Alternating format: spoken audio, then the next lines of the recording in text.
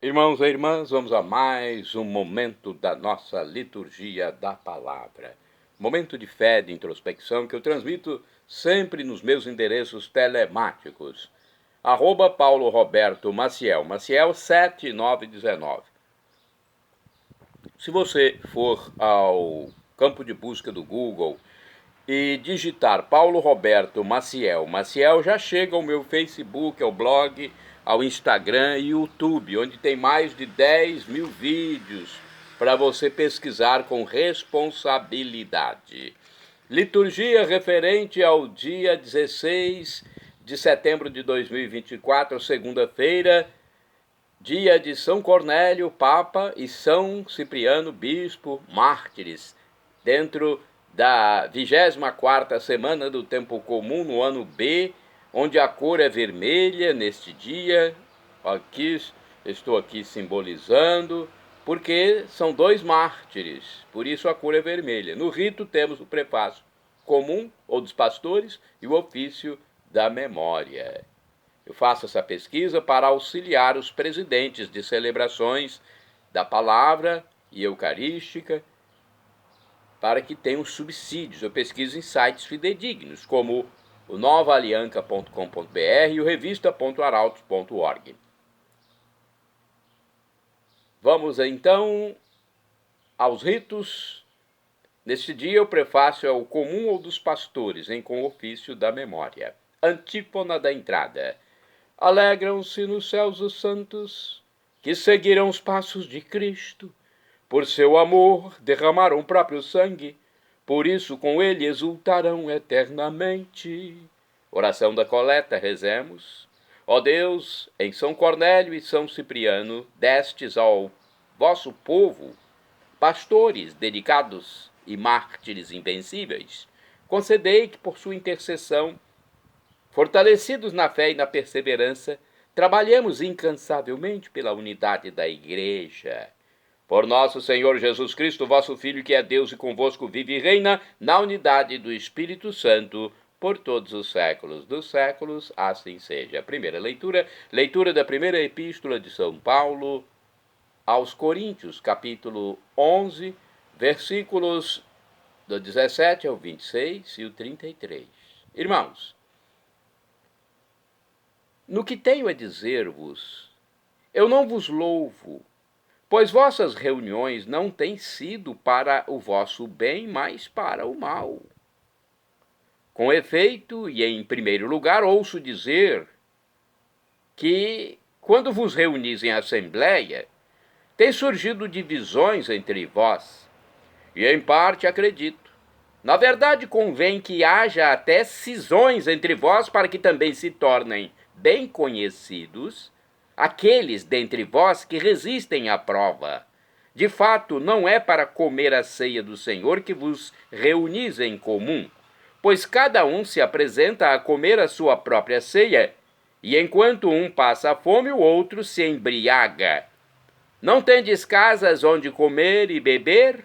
Ou desprezais a igreja de Deus e quereis envergonhar aquele que nada tem? Que vos direi? Hei de elogiar-vos?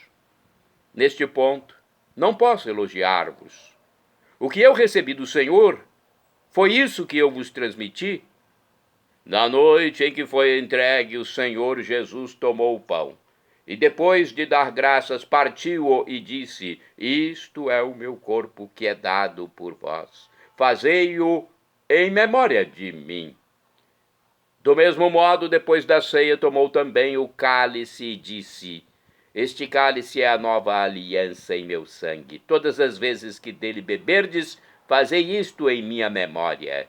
Todas as vezes, de fato, que comerdes deste pão e beberdes deste cálice, estareis proclamando a morte do Senhor até que ele venha. Portanto, meus irmãos, quando vos reunirdes para a ceia, esperai uns pelos outros. Palavra do Senhor, graças a Deus. Vamos agora ao Salmo responsorial.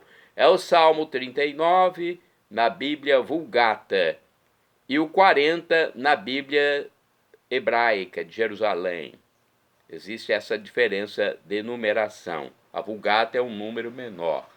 Versículos do 7º ao 8º A, 8º B ao 9º, 10º, 17, refrão, retirado da primeira epístola de São Paulo aos Coríntios, capítulo 11, versículo 26b. Irmãos, anunciai a morte do Senhor, até que ele venha. Repitamos. Irmãos, anunciai a morte do Senhor, até que ele venha. Sacrifício e oblação não quisestes, mas abristes, Senhor, meus ouvidos. Não pedistes ofertas nem vítimas, holocaustos por nossos pecados. E então eu vos disse, eis que venho. Irmãos, anunciai a morte do Senhor, até que ele venha. Sobre mim está escrito no livro, com prazer faço a vossa vontade, guardo em meu coração vossa lei. Irmãos, anunciai a morte do Senhor, até que ele venha. Boas novas de vossa justiça anunciei numa grande assembleia. Vós sabeis, não fechei os meus lábios. Irmãos, anunciai a morte do Senhor, até que ele venha. Mas se alegre, e em vós rejubile todo ser que vos busca, Senhor.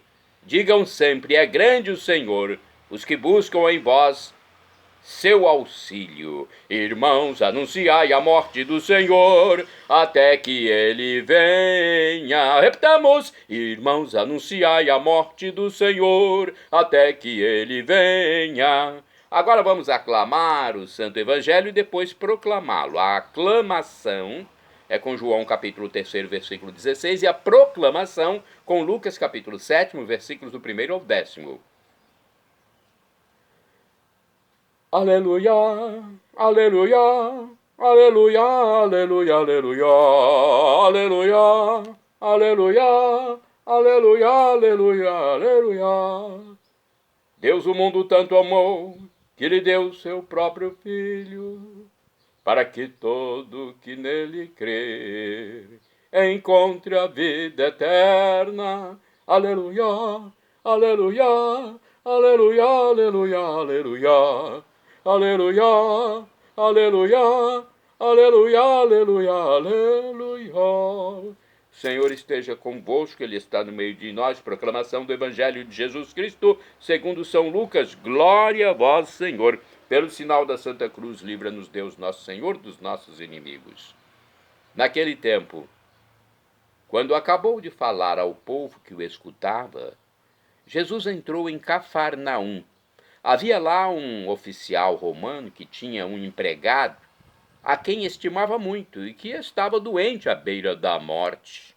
O oficial ouviu falar de Jesus e enviou alguns anciãos dos judeus para pedirem que Jesus fosse salvar seu empregado.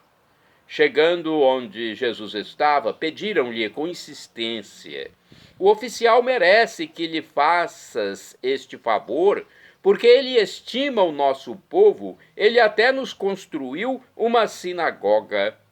Então Jesus pôs-se a caminho com eles, porém, quando já estava perto da casa, o oficial mandou alguns amigos dizerem a Jesus: Senhor, não te incomodes, pois não sou digno de que entres em minha casa, nem mesmo me achei digno de ir pessoalmente ao teu encontro. Mas ordena com a tua palavra, e o meu empregado ficará curado. Eu também estou debaixo de autoridade, mas tenho soldados que obedecem às minhas ordens. Se ordeno a um vai, ele vai, e a outro vem, ele vem. E ao meu empregado, faze isto, e ele o faz. Ouvindo isso, Jesus ficou admirado, virou-se para a multidão que o seguia e disse: Eu vos declaro que nem mesmo em Israel encontrei tamanha fé. Os mensageiros voltaram para a casa do oficial e encontraram o empregado em perfeita saúde.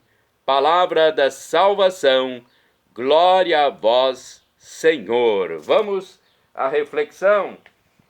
A primeira reflexão está no livro Igreja em Oração. Paulo censura aos coríntios porque há divisões entre eles, até mesmo nas celebrações da ceia do Senhor. Olha uma reflexão sobre a primeira leitura. Em vista da correção dessa comunidade, São Paulo lhes recorda o significado da ceia que ele mesmo lhes transmitiu. A ceia é memória de Jesus Cristo morto e ressuscitado, constituído Senhor dos vivos e dos mortos. Celebrar a ceia do Senhor equivale proclamar a morte de Jesus e a vitória sobre o poder da morte e do pecado, pois ele ressuscitou dos mortos. Portanto, celebrar significa proclamar o triunfo do amor sem limites, e isso implica em formarmos também nós uma comunidade de amor e de solidariedade. No texto evangélico é expressiva a caminhada de fé do centurião romano. Essa sua postura não era nada fácil, pois no plano militar ele era conquistador de Israel. E no plano religioso demonstra ter sido conquistado pela fé monoteísta de Israel, o que já ficou claro com sua colaboração na construção da sinagoga. Agora, ao manifestar seu desejo de que Jesus melhor dizendo, cure seu empregado, reconhece que Jesus é a salvação para todos. Jesus se admira com a atitude do oficial pagão que demonstra sua confiança no poder salvífico de Jesus, mesmo dizendo-se indigno de recebê-lo em sua casa. Agora temos uma reflexão do dia a dia com o Evangelho. Estamos diante de um modelo de fé. Um centurião, chefe de 100 soldados, a serviço dos ocupantes romanos, não se dirige diretamente a Jesus, mas envia-lhe uma comitiva de anciãos judeus a pedir-lhe que vá curar seu funcionário, a quem tanto estima. Pelos emissários, sabemos que o homem tinha bom coração.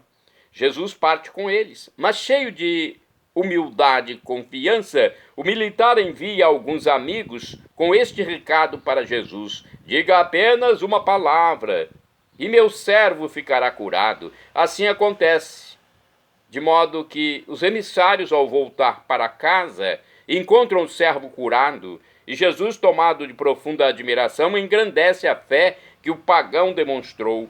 Com esse episódio, Lucas já anuncia o tempo em que o Evangelho, pela ação do Espírito Santo, se estenderá também aos não-judeus. Agora, do livro Palavra e Vida, temos esta reflexão. 20 séculos depois, o que nos deixa admirados a respeito do centurião não é que ele fosse um grande benfeitor da sinagoga judaica daquele lugar. Com o tempo, a sinagoga desapareceu e a recordação do povo provavelmente havia desaparecido muito antes. Hoje, continuamos recordando aquele centurião pela fé que demonstrou. As palavras que disse a Jesus, por meio de alguns amigos, continuam sendo as palavras que pronunciamos na missa antes de nos aproximarmos para receber a comunhão. Usamo-las com a esperança de que nossa fé se pareça com a dele. Agora vamos à interpretação de Antônio Carlos Santini, liderança da comunidade católica Nova Aliança. E-mail santini@novaalianca.com.br. Eu não sou digno, é o título, baseado em Lucas capítulo 7, versículos de 1º ao 10º. Se existe uma virtude cristã bem fora de moda, é a virtude da humildade. O centurião romano deste evangelho encarna com perfeição, ainda que fosse ele um pagão, a atitude de quem reconhece sua pequenez. Com a doença do servo de estimação, ele não se atreve a dirigir-se pessoalmente a Jesus, já famoso por suas curas, mas apela à mediação dos anciãos dos judeus junto ao Mestre. No polo oposto à humildade, o orgulhoso costuma apresentar suas qualidades, sua folha de realizações, seu currículum vitae, para justificar a atenção que ele julga merecer. O orgulhoso se caracteriza pela insistência em reivindicar direitos, cobrar regalias, receber tratamento prioritário. E se não consegue o que queria, reage com a indignação de uma nobreza calcada aos pés. Deve ser por isso que iniciamos a missa com um ato penitencial. No caso do centurião romano, o que de fato não se dirige diretamente a Jesus, esse fato de não se dirigir diretamente a Jesus já comprova a sua humildade. São Luís de Montfort considera como falta de humildade negligenciar os mediadores que Deus nos deu devido à nossa fraqueza. E que a intimidade com o Senhor na oração seria facilitada por uma verdadeira e profunda devoção à Mãe de Jesus, tão desconsiderada por certos grupos cristãos. Claro, o centurião via um abismo entre a sua vida de soldado num país dominado e a santidade de Jesus. A percepção desse desnível é típica de pessoa humilde. Santa Teresa d'Ávila, por exemplo, diz que uma profunda humildade é geralmente o fruto da contemplação infusa da infinita grandeza de Deus e da nossa miséria. Garrigou-Lagrange comenta: a humildade, ao diminuir-nos diante de Deus, nos eleva acima da pusilanimidade e do orgulho e nos dispõe à contemplação das coisas divinas, à união com Deus. Humilibus Deus dati gratiam. Tiago 4, versículo 6. É aos humildes que Deus concede a sua graça, e ele os torna humildes para agraciá-los. Jesus gostava de dizer: aprendei de mim que sou manso e humilde de coração. Mateus 11, versículo 29. Somente ele, tão firmemente estabelecido na verdade, podia falar de sua humildade sem a perder. E se a humildade se junta à fé, forma uma dupla invencível. Também aqui o centurião chama a atenção do próprio mestre quando o militar deixa claro que a presença física de Jesus seria dispensável para a cura do seu servo, mas bastaria uma palavra à distância, assim como ele, um chefe, conseguia resultados com uma simples ordem. E Jesus, com admiração, diz: nem mesmo em Israel encontrei tão grande fé. Irmãos e irmãs, orai sem cessar. O Senhor ampara os humildes. Salmo 147, versículo 6. Vamos aos santos do dia. Santo do dia 16 de setembro, São Cornélio e São Cipriano. São Cornélio e São Cipriano são comemorados no mesmo dia. Cornélio foi papa do ano 253, quando morreu, e Cipriano, bispo, do ano 258 também, quando morreu. Foram mártires, memória obrigatória. São Cornélio lutou pela unidade da igreja. São Cipriano, bispo de Cartago, foi grande orador e mestre de moral, dedicou-se a organizar a igreja na África. Conforme o site rs21.com.br, da rede Século XXI, da televisão Século XXI, Cornélio nasceu em Roma. Foi eleito para o pontificado depois de um período vago na cátedra de São Pedro, em razão da violenta perseguição imposta pelo imperador Décio. O Papa Cornélio foi eleito quase por unanimidade, menos por Novaciano, que esperava ser o sucessor, martirizado por aquele cruel tirano. Assim, Novaciano consagrou-se bispo e proclamou-se papa, isto é, antipapa. Nessa condição, criou-se o primeiro cisma da igreja. A igreja debatia internamente para tentar uma solução definitiva quanto à conduta a ser adotada em relação a um dos seus maiores problemas da época, referente aos lapsos, nome dado aos sacerdotes e fiéis que renegavam a fé e separavam-se da igreja durante as perseguições que se impunham aos cristãos.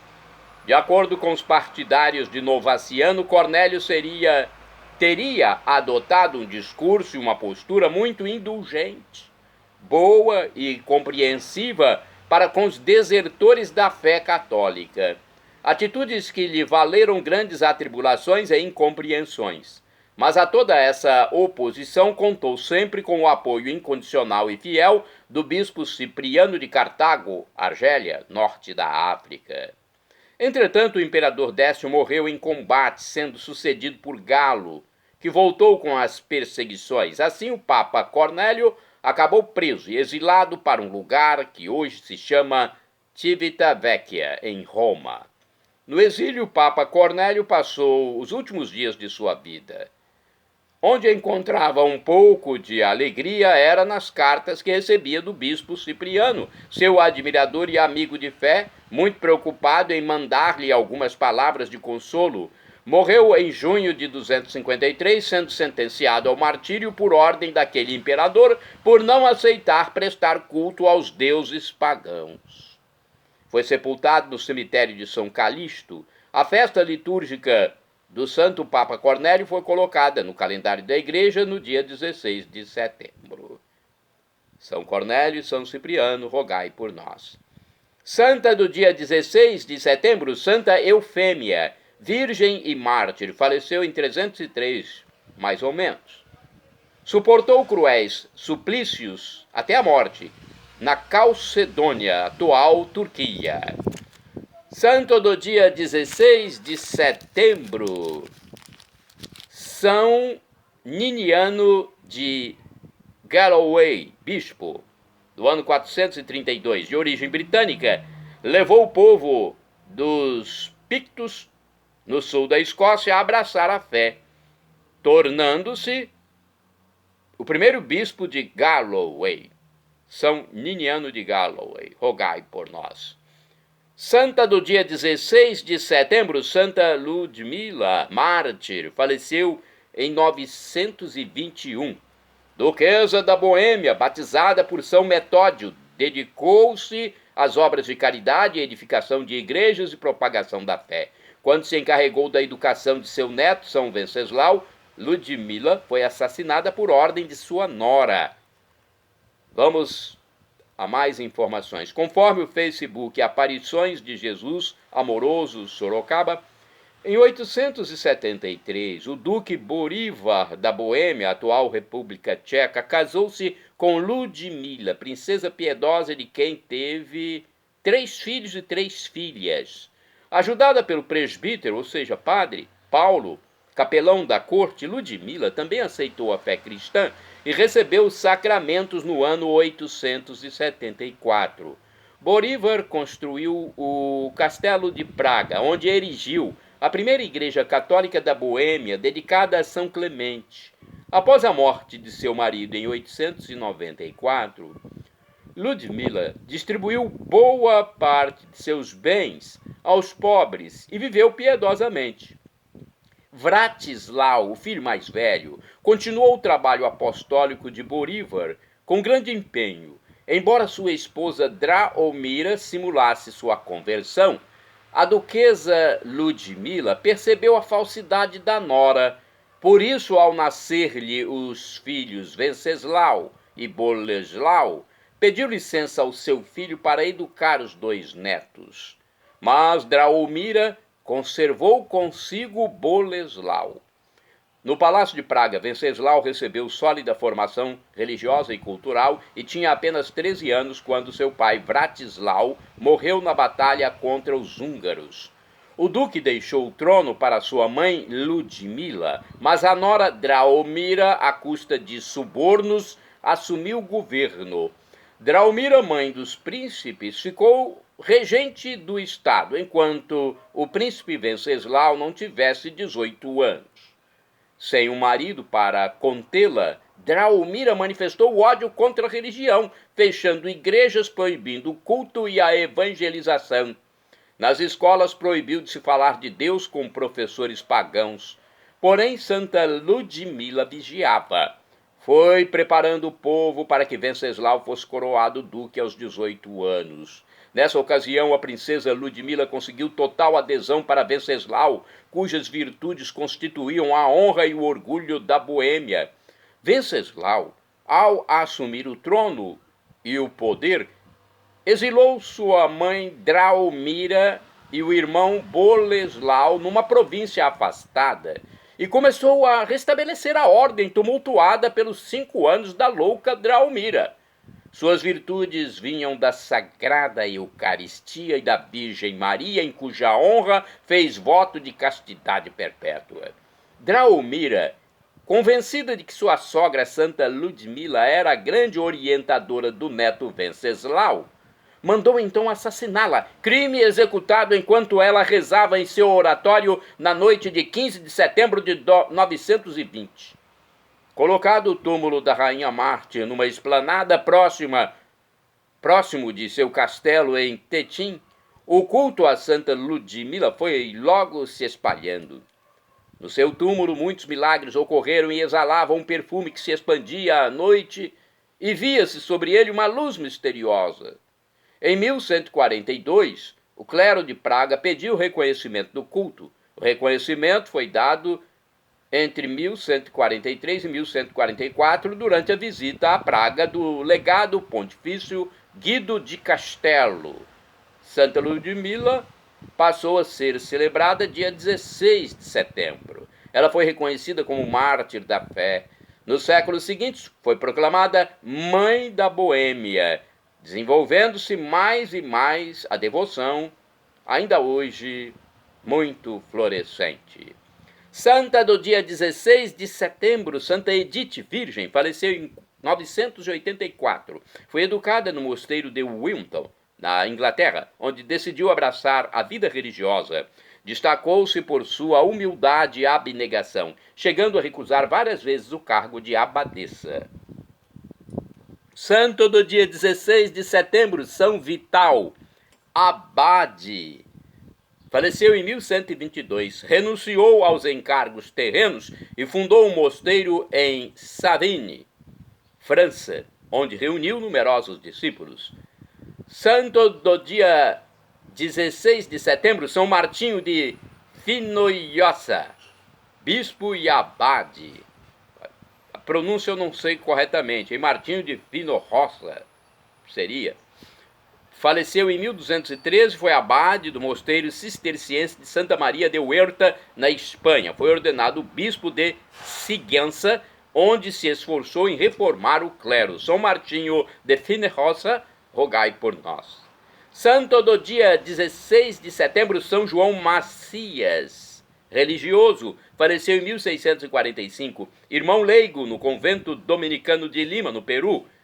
João Macias distinguiu-se pela sua piedade e caridade, promoveu obras assistenciais que se estenderam por outros países latino-americanos. Shalom Adonai é uma expressão do hebraico que significa paz de Deus, a paz de meu Senhor é Jesus Cristo, hein?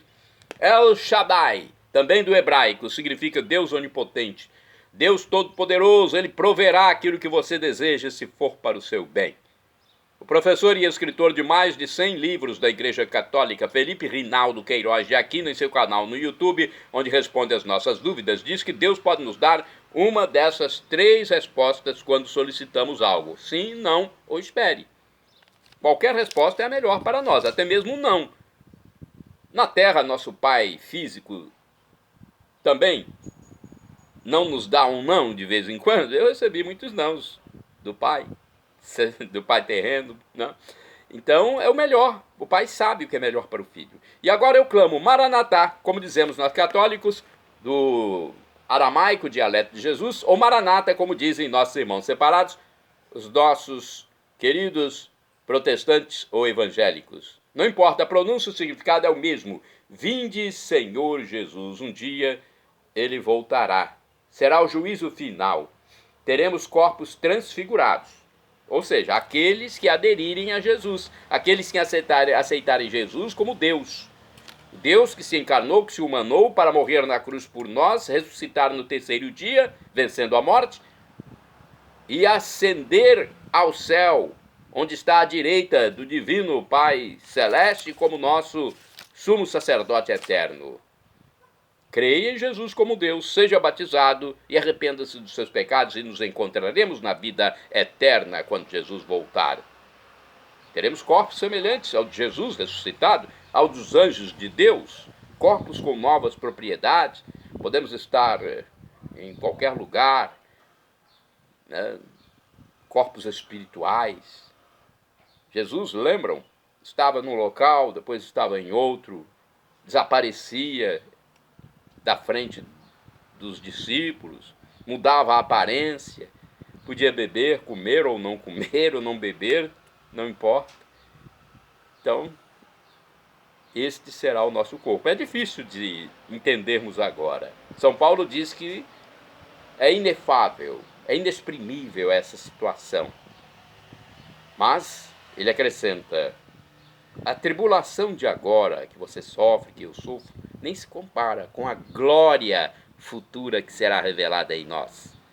Perdão, Senhor, pelos meus pecados passados, presentes, futuros, físicos e espirituais, pecados do pensamento, palavras, atos, omissões, e me dê a vida eterna. Meu Jesus, eu quero a vida eterna convosco. Paulo Roberto Maciel. Maciel é só digitar e chegar ao meu Facebook, YouTube, blog e Instagram.